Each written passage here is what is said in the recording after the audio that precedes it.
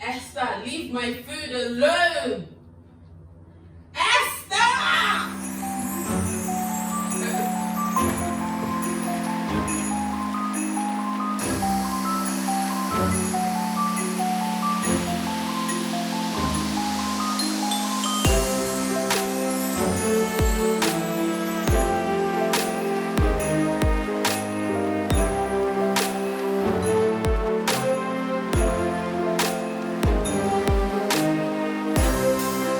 Right, so today we're going to be showing you how to make this yummy jollof rice. Jollof rice is rice cooked in a tomato pepper based sauce.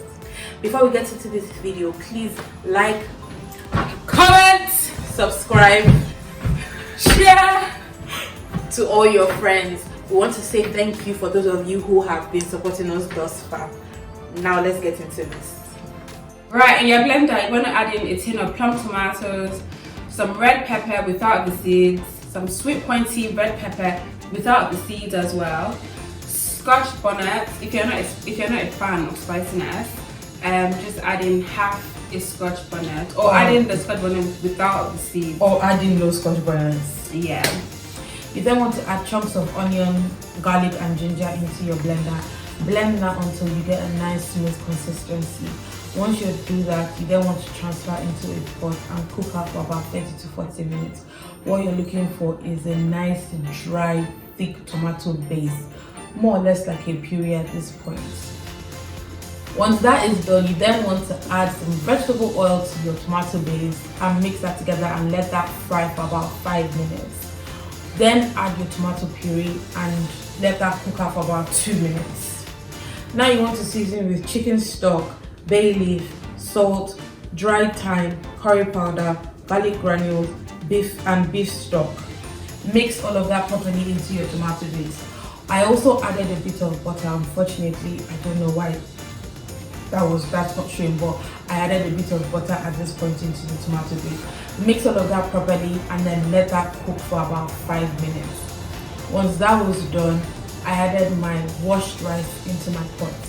Now at this point I realized that the pot I was using was too small for the amount of rice I was cooking.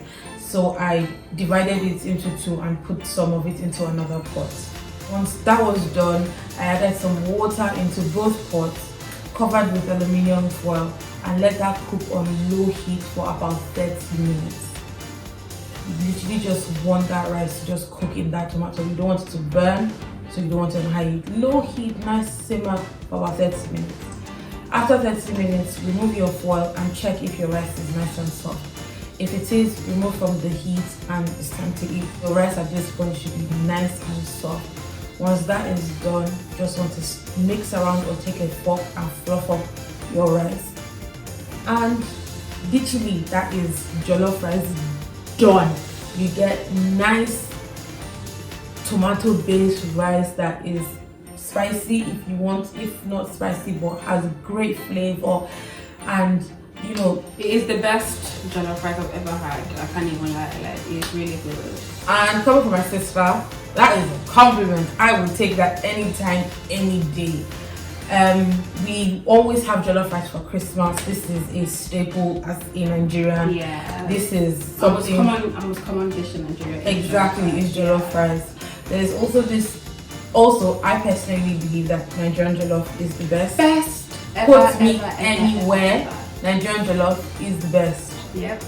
And please, if there are any Ghanaians out there, we can compete and have people taste our jollof and let's see. But personally, I think Nigerian jollof is the best. We have this Christmas parties, New Year.